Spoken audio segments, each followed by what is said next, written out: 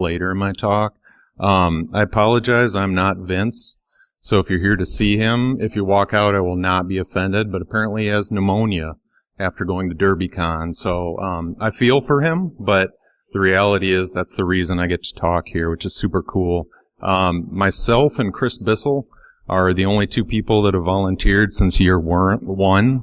So I'm pretty excited. I have my volunteer shirt under this, but I thought I should wear my Sans ICS shirt because it gives me some street cred. But anyway, my name is Doug. I'm going to talk about the electric grid and the utility sector, and I hope to not bore you to tears. Is everyone having a good time so far? Yeah? Did you get to enjoy the Scotty Karate? Because that is some very delicious. Okay, well, tomorrow, perhaps.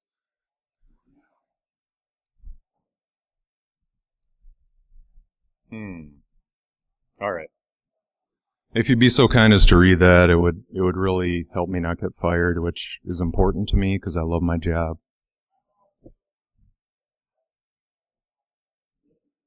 So first, I work for a small city-owned utility. We do electric generation. We do transmission and distribution, which I'll get into later. We also do clean water treatment and wastewater treatment. So those are some things that I consider important, right? Because when I turn on the faucet, I would like clean water to come out, and I love Michigan, but that Flint thing is really sad. It's on a lot of people's radar. Also, when I do what most people do in the bathroom, you flush the toilet handle, you want that to go somewhere, okay? Ideally not in your basement, right? But first, I want to talk about a significant physical security threat. It's squirrels, okay? I love squirrels, but they are one of the largest causes of power outages in the United States, probably second only to actually overgrown trees and vegetation. And my clicker is, okay, there we go. USA Today, I mean, who wouldn't love that headline, right? I wish I had written that. So, we have a fiber optic network throughout the city of Holland, and this is what's called a handhold, basically a box in the ground where fibers are spliced together for our fiber optic network. And there was this crazy chipmunk that repeatedly somehow found his way in there, and he would chew through that stuff like it was candy, which leads me to wonder, if someone here is an entrepreneur, I encourage you to create something that tastes horrible to rodents, because you seriously will make several $1 million. One thing I wondered is I love Nutella, but I almost wondered if that's what this tastes like to them.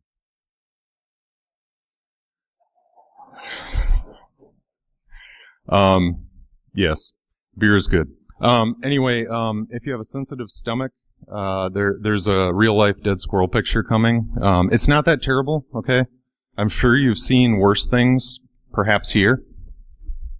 So this little guy, right, he got into one of our pad mount transformer boxes, okay? These are these green boxes that looks like a large fridge or freezer. It sits on a pad of concrete. This is where basically underground electric, especially, goes through. Well, he got in there and it did not end well. And what's interesting to me about this is that with all that fur, you would think, I always thought they were bigger, right? But look at the tail. It's sad. I mean, I feel bad for this guy. So one of the websites I love is cybersquirrel1.com, and I met one of the guys behind this, but okay, so this is based on real news stories and the outages caused by animals. Not all of those go public, unfortunately, but a lot of them do.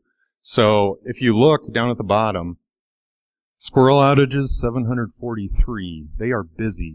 And occasionally I think about, you know, if you were a foreign country or a disgruntled American / pseudo-terrorist, like, what if you raised squirrels and this was their only purpose? It would devastate the United States grid.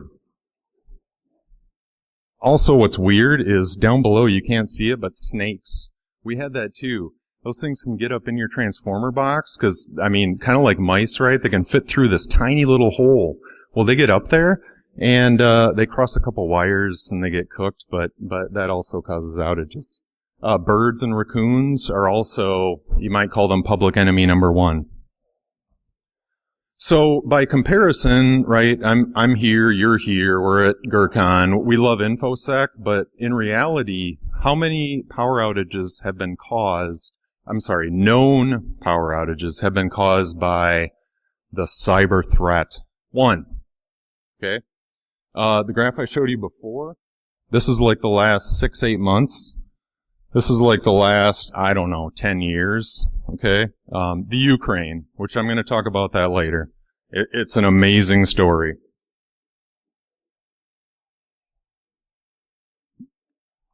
I figure if you can make up quotes from people that everyone respects and admires, then you win. Thank you for laughing.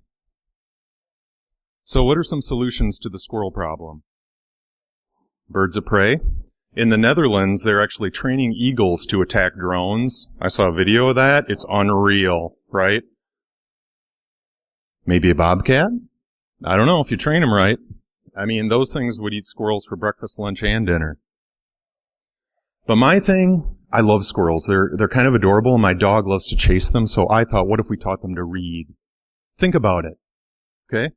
In the lower left, you see a sign that I love, because it's true. Electricity will mess you up, okay? All right, so I'm going to bore you now with about 5 or 10 minutes of information about the U.S. electric grid.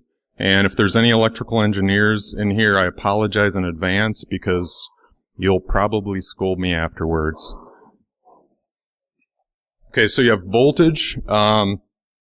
It is what it is. You got current, you got power, you got energy. I'm going to kind of fly through this because it actually bores me. Once I learned this, it was actually very, very helpful to my job, but it's not that exciting. But the fact is, when you flip the light switch at your house, you expect it to come on. And that's a big thing about the utility sector, right? We're expected to be reliable and always there for you. So voltage I lied. Okay. Voltage is the pressure in volts. You've got current, that's measured in amperes or amps. You got power.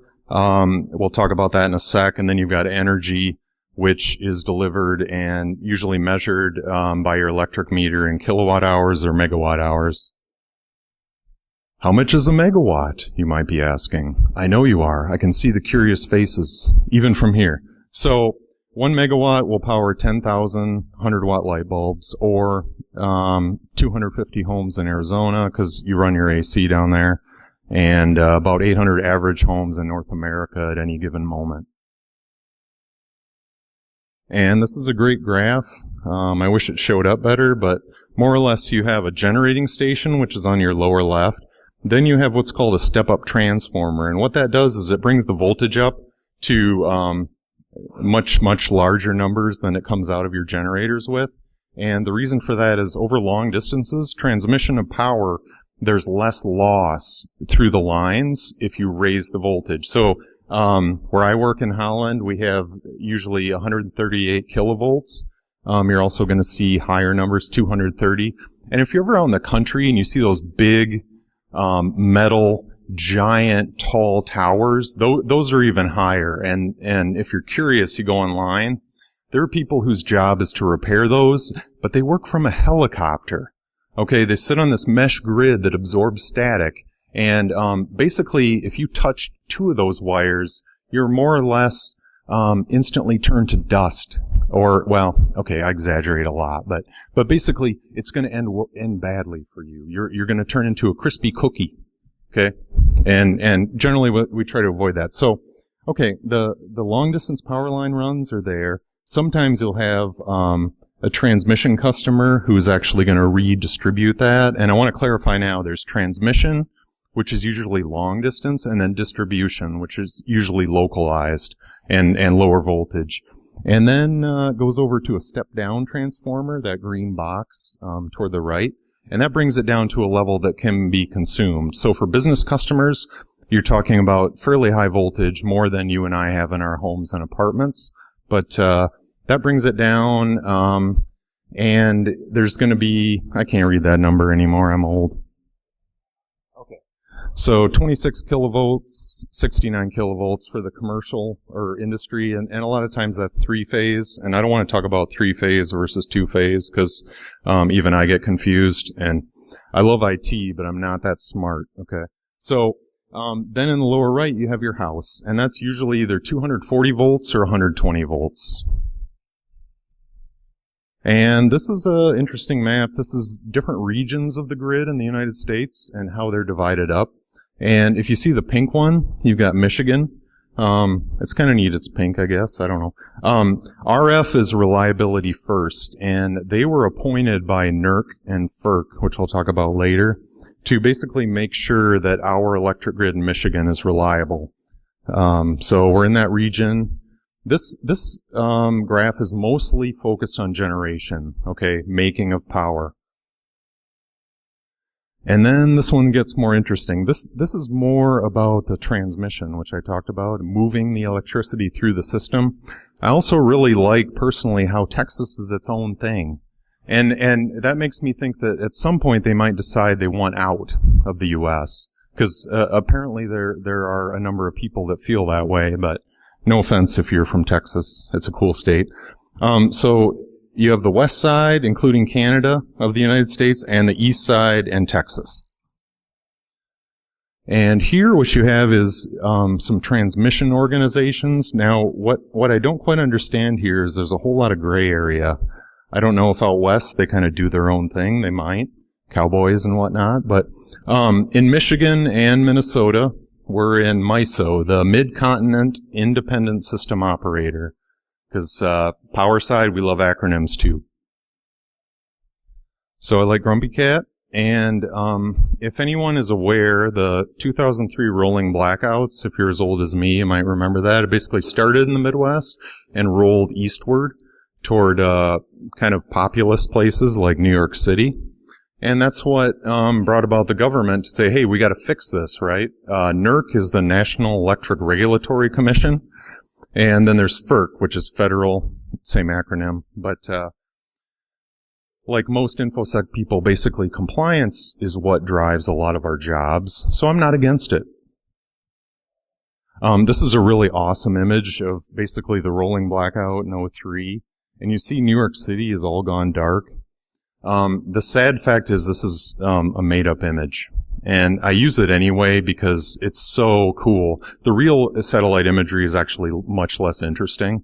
So I do apologize, but, you know, who doesn't like to think about, man, New York went dark? That's crazy. It didn't happen. There is no GeoStar 45, so I hate to break it to you. So now I want to talk about, to get into SCADA and ICS, which I'll define later, a real brief history of automation. So this could be almost 100 years ago now. You got a generator, and that gentleman right there, well dressed in a suit, which is, I guess, what they did back then, even though they're probably covered in coal dust and soot. He stood there with a lever, right? And he, if you've done this for a while, you actually know your generator by the sounds it makes. And it's a pretty amazing thing to talk to power plant operators, because the ones that are old timers, they have done this for a long time, and they know if something is out of whack just by the sounds it makes. It's a little more modern. You have a control panel here, but it's all localized. The generator is behind it. If you look, you can see on the right side by the red, you can see a big fuel tank. The unfortunate thing about this is if something goes wrong and you're standing there operating it, the explosion could give you a bad day. This image I love. It's a very large control room for a very large utility, probably back in the 50s or 60s. I think what I like most about it is how much space they have, because, you know, this whole trend toward mini cubicles, I hate it. But you look at this guy, he's got room to roam, to walk around. And then I'm not quite sure what the dude in the middle is doing, but he's got like several analog phones sitting there, probably the red phone for when the control room says, "She's gonna blow, get out." But anyway, I like that. It's all analog, dials and gauges. This is more modern, and notice how close they are. Okay, I have some very dear friends in the room, but I'm not sure I want to sit next to you for every day. But I also I think it's classy. They all have matching shirts. I don't know about you guys, but I just think that's kind of a neat thing. But as you can see, it's all digital. It's all computerized. So this is what I'm going to tell you about next. When I first got into the power and utility sector about 10 years ago, this is kind of what I felt like when I thought about or was told about our control systems and our plant networks. This is actually a diagram of providing oxygen to an eel farm. And so if you like sushi and you like to eat eels, you can thank this sort of scenario for providing that. And so we have acronyms, right? OT, Operations Technology. That just means the IT stuff at the plants. And this also applies to commercial businesses. ICS and SCADA. I was at Davenport recently for an event, and I saw this. I was geeking out, right? I ran up to it and then realized OT means also occupational therapy. So that's a little bit different than what I do. SCADA, Supervisory Control and Data Acquisition. Bring that up at your next cocktail party. People are sure to sort of, slowly back away. ICS, Industrial Control System. I don't know if I mentioned I wore my SANS shirt because I want to seem legit, but I love SANS. I took their ICS training. They have a 410 class and a 515. It's awesome. Sadly, quite expensive. This is another ICS, right? I like chili. Do you like chili? So, it's a thing. I think they call that acronym collisions. But anyway, so primary ICS functions, basically it's a lot of stuff that's deployed, often widely or geographically dispersed, that's going to tell you when you're back in what we call the control center, what's actually happening. And so you have a computer representation of like that room where the guy was looking at all the analog stuff. So there's a lot of sensors, whether that be things like temperature, pressure, other things. These are some of the sensors you might see in the field. Actually, usually you won't see them because they're pretty well hidden. And how do we get, obviously you think about a LAN or a WAN or a MAN network, and how do you get the data or get access to the data so that the operator sitting in your control room can actually see what's going on? Same thing as with computer networking technology or the internet. You have a wide variety. Even there's still some some POTS lines out there. This is what I'm going to call a PLC. I'm going to call it that because that's what it is. Programmable logic controller. Basically, it's like a mini computer. It's got a brain. It does some very simple functions. Usually it's pre-programmed. You can plug your laptop into that and tell it basically what to do when certain sensors read certain values. So the HMI, or the human machine interface, is more or less the GUI. And I'm going to give you a short example here of a control system. So you have a water tank. You got a pump that's going to fill it, and you have another pump down in the bottom center that's, it isn't drawn there, but just use your creativity or imagination. But there's another pump there that take water out. So you got some technology there that's basically going to have set points, we call them. And if the tank goes below the set point that is predetermined, it will start running the pump to fill it with water. And then if it gets too high, it's going to open the pump at the bottom. Pretty straightforward. And this is actually an HMI screen of what the operator would see. So as you can tell, it basically represents everything that's going on, and you'll have fun stuff like little animations for when the pump is running. It's pretty cool. One thing I will tell you is when I went to our clean water plant, their SCADA system had a lot of alarms, and what it showed on the screen when there was an alarm that triggered, almost no matter how serious it was, it would show a brick wall breaking open and water flooding out. And I remember walking into the control room, I'm like, isn't that bad? And they're like, no, it's our default alarm screen. And I was like, okay, We're not all going to drown. And basically, for the clean water world, you have what's called a pump station. And you probably see these in your neighborhood or as you drive about. It's a nondescript one-story brick building, square, no windows. And inside are some very high-volume pumps usually, and that's what brings the water to your neighborhood or to your home. One interesting story, I got educated or schooled, if you will, about the difference between what we call a pump station and a lift station. So this nice woman in our water department said, Doug, just remember it this way. The lift station lifts the poop, and the pump station pumps the clean water. And ever since then, I've been actually able to remember that. So this is one of the cabinets you might see in that previous slide inside that building on the wall. It's pre-programmed. It's set up to have a bunch of, like a single PLC probably, and a bunch of leads going to it for all the various sensors about how full this tank is, etc. And some of it is fairly straightforward, but it's cool stuff. So you probably have at least one PLC-like device in your home. Does anyone have guesses? I know audience participation is... Say it again. Toilet is good. Thermostat too. Yep. Actually, honestly, the toilet, I love that example because it's a very analog system, but it works, right? And thank goodness. So here's a thermostat, as a couple people said. I appreciate that. For in the summer, you're going to say when it hits 75, turn on the AC. When it goes down to 69 or so, turn it off. Very simple. 2 set points. So here's an HMI example for what I believe is a clean water treatment station. And if you look along the right, I'm not a chemist, but some of those things are not good. Okay?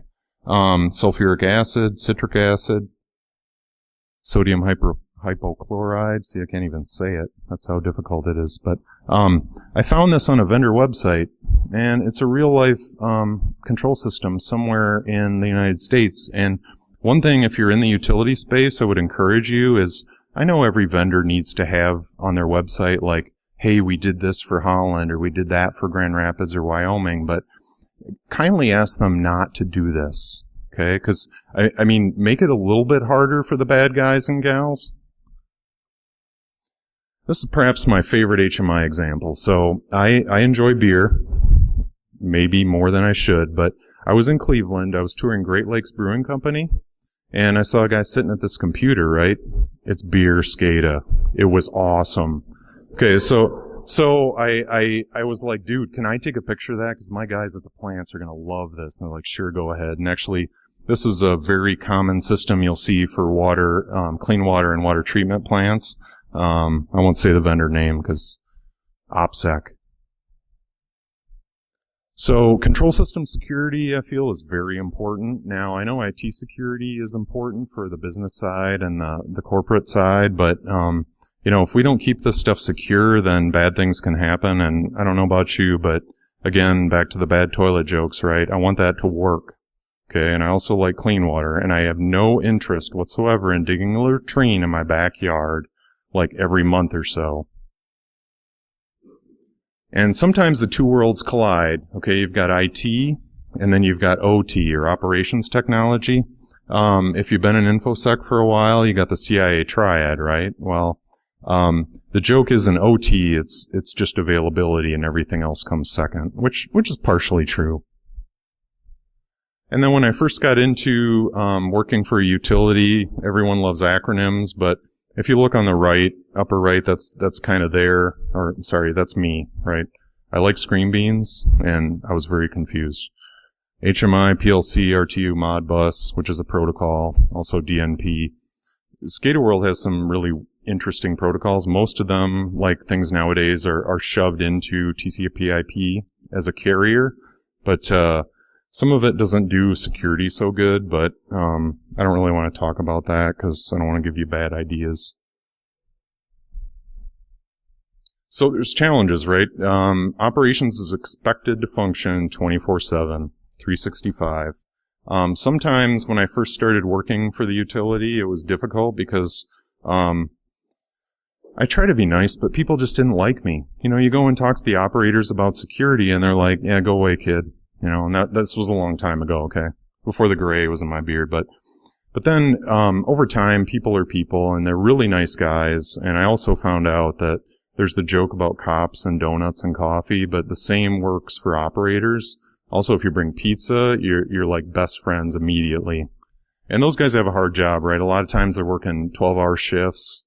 We used to have first, second, and third shift, and it's rough because they would rotate through, and I don't know about you, but if you've ever switched from third to first, I mean, sure, you get a couple days off, but that is brutal. Sleep cycles, it's a thing. I love this old cut sheet from Modicon. Interesting stories about the PLC. Before that, if you're nerdy enough to know what an electronic relay is, there used to be like rooms and cabinets filled with actually switching relays, more or less a mechanical switch. Well, then all that got computerized, and those guys in the lower right, they did that, and it's super cool. Modicon, I think, was the very first vendor. Cool story. They built the thing so rugged, they took it to their first demo. They had to fly it there, and it weighed like 150 pounds. It fell out of the airplane off the stairs and tanked, but they had built it so well, it still worked. I love that story because, like, I don't know about you, but if you drop your phone, it usually doesn't go well. And I'm old enough to know that vintage technology is cool. So how many of you recently have seen a Sun Spark station? Oh, you guys are awesome. We'll talk after. So Westinghouse is a very large company in the electric generation and power plant space. And one thing I like that they did is they made their own stuff just like a Sun Spark box, so you could stack them, right? It's like making a sandwich. So about a month ago, true story, this showed up on my chair at work, and it had a Post-it note that says, I need another one of these ASAP. I was like, And I've been there, like I said, almost 10 years. I've seen some old stuff, right? I mean, NT4 workstation, it's still out there. Be afraid. You will not discover this until someone calls you and said, yeah, that thing that runs a generator, it doesn't boot. And you go out there and suddenly you're stuck with floppy disks and a restore CD. And then you realize how many drivers are missing. Okay? I got some horror stories, but I spent the better part of 3 days in the last year doing that. We have a lot of proprietary stuff. I mean, sure, Windows is kind of commodity, but there are places like in Holland or Grand Rapids where if you want to get a cable or DSL connection or even cellular, you just can't unless you want to pay ridiculous wads of money. So POTS lines, phone lines, they still work. So I did this. They were excited because let me tell you, the data that was streaming over that 9600 baud modem, it came through so much cleaner with the US Robotics 56K. Actually, they didn't care. They just knew it worked. So this is a really old image from a brochure of the Westinghouse system, and could be 20 plus years old, but honestly, you still see this stuff out there today. And it works. You know, I mean, I know laptops are almost disposable, and also your phone every 2 years, you're like, yeah, give me another, but these systems were created, and when you spend $9-10 million on a generator, you don't just go, yeah, well, it's running NT, so let's just not run it anymore. Okay, that's not a conversation that happens. So you do what you can. And there's a lot of interesting work around SCADA security. I would honestly say that industrial control systems and SCADA security is a little bit ahead of like the medical device world, or if you go to our IoT space or our car space, you're laughing. That's good, I think. I know it's not advanced, right? So if you say business information security, let's pretend it's mature. Well, utility world is not so much, but it is getting better. But the hard part is you've got these PLCs that may have been built before some of you were born. Looking at that kid in the back row, but anyway, so right, these things have default passwords 1111. Oh, and by the way, you cannot change it. And if you Nmap scan some of that stuff, it just falls over. That was great. You're good at sound. Okay, so, but one thing about PLCs, most of them have a key switch. hardware, right? It's so simple. I love it. So you turn it to read only. Absolutely no one can make changes to the logic and the code in that PLC until you change it to read write.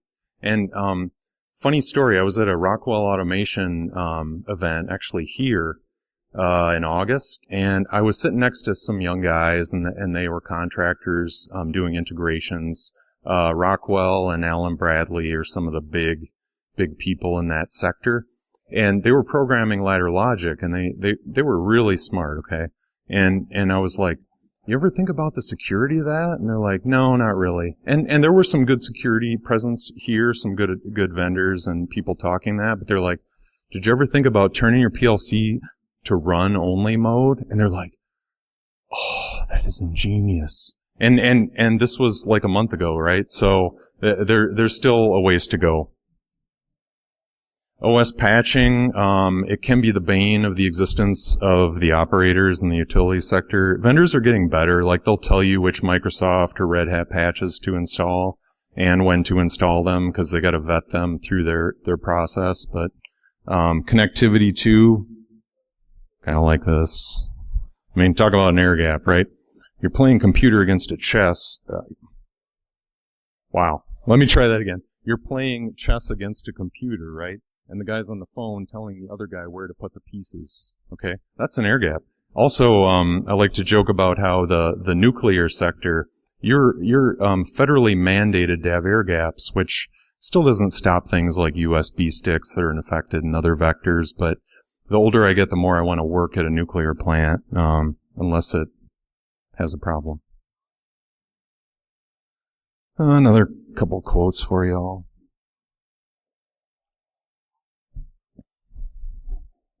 I like to pick on Sun Tzu because, like, once I'd been in InfoSec a couple of years, I'm like, really? I'm so tired of hearing this guy quoted. But, I mean, granted, he's a genius, okay? But still. So what can you do to secure SCADA and ICS? You can do a lot of things. There's standards, because we all love standards. But no, seriously, like NIST and DHS, there's a lot of groups doing good work around that. And also language about how to help your vendors build a secure system out of the gate, which I learned long ago from Paul Melson that it's really important that you have security in there before you cut that last check to a vendor. Very important. So how do you address challenges? NERC-CIP, I actually think, is a very good thing, because who doesn't want a more reliable, resilient electric grid? I do. I also think water wastewater is not required to be under government compliance. I think that's coming. Not really looking forward to it, because there's a lot of logging, a lot of tracking you have to do, but it's all well intentioned, but you know, like HIPAA and everything else, sometimes you read compliance standards and you're like, I have to do this? I mean, I want to do security the best that I can and make things secure, but sometimes compliance, it gets a little bit down in the weeds. Like when you have a plant with like all of 5 operators and you know when they badge in, but then you make them put in a pin pad code, or do, you know, next year probably be a retina scan, and you're like, really? Like, I know Bob. Bob has worked here 30 years. Sorry, I rant sometimes. DHS has a lot of good stuff. They have their industrial control systems group out in Idaho, Idaho National Labs, and basically they're sent hardware by all the vendors and they break it. And they also do training. I got to go out there for 5 days, and it's very cool. They give you a full-blown lab with a huge tank, a vat of, well, water, but you can pretend it's like caustic acid or something. And basically you watch someone who's 25 break in and start turning the pump on and off, and you're like, oh my gosh, I'm doomed. I'm going to quit. So Holland BPW has partnered with DHS, and I'm not going to talk too much about this, but if you Google DHS ICS, if you are in the utility space, or even if you are in an industry that has control systems, SCADA and ICS, look them up. They have free training, free resources, and they're super, super smart. So Yeah, sorry. We had them come out and evaluate security at each one of our plants, and that was totally free to us. So after that visit, I won't say I looked forward to it, but I'm totally okay paying my federal taxes now because I actually got something out of it. They sent like 3 experts out for 4 days to help us improve our security, which is super cool. Stuxnet. I was in love with Stuxnet for so long. I went back to school to get a master's and I wrote my thesis on it. So if you want to be bored to tears, let's talk Stuxnet after this.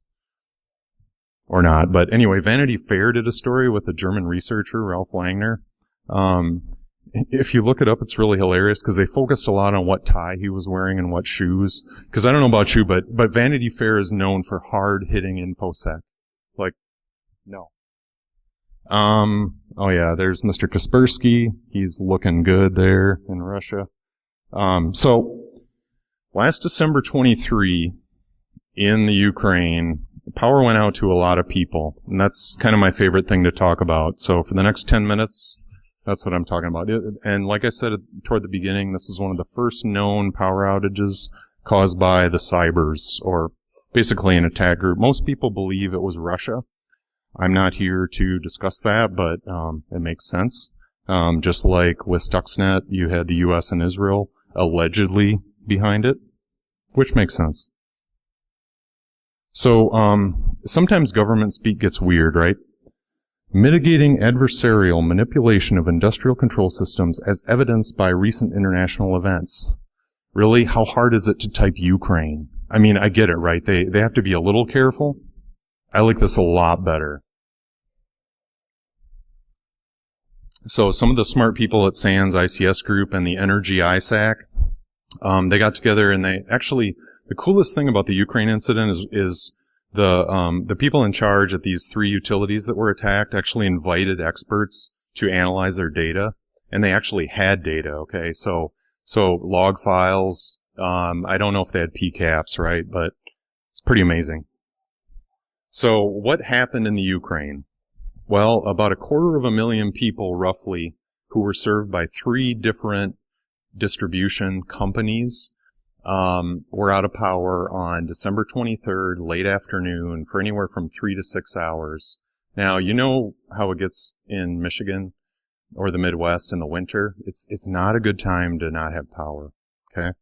So it's believed by the analysts that I trust, that they did a lot of research, because it was a pretty, I know APT gets kicked around a lot, but, and you could argue any particular vector in this attack wasn't that advanced, but when you put it all together, they did their homework, okay? They were really smart people.